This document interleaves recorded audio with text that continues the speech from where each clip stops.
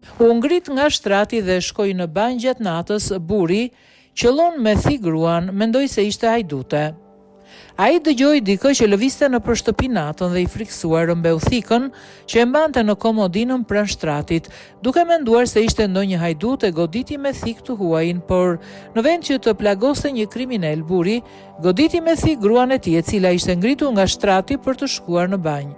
Incidenti përfshin dy çiftet moshuarish, një bashkëshort 95 vjeçar dhe një grua 94 vjeç, që jetojnë në Rovigo. Incidenti ndodhi gjatë natës midis të shtunës 31 janar dhe të dielës një shkurt në shtëpinë e tyre. Sipas hetimeve, burri ka shfaqur simptoma të demencës për një farë kohë dhe ka pasur shumë frikë se hajdutët mund të hyjnë me forcë në shtëpinë e tij. Për këtë arsye, raportojnë gazetat lokale se ai mbante gjithmonë një thik në komodinën e tij për vetmbrojtje.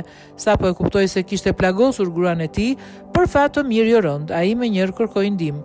Shërbimet e urgjencës mjekësore mbërritën shpejt në shtëpi dhe i dhan gruas ndihmën e parë.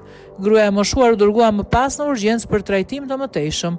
94 vjeçaria u shtrua në spital, jo aq për shkak të ashpërsisë së lëndimeve të saj, sesa për shkak të moshës dhe rrethanave të incidentit.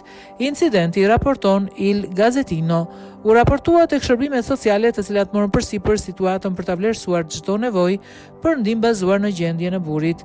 Në fakt, 95 vjeçari nuk e goditi gruan e tij me dashje, por siç doli nga analizat e kryera në orët që pasuan gjatë një momenti konfuzioni të madh të shkaktuar nga sëmundja.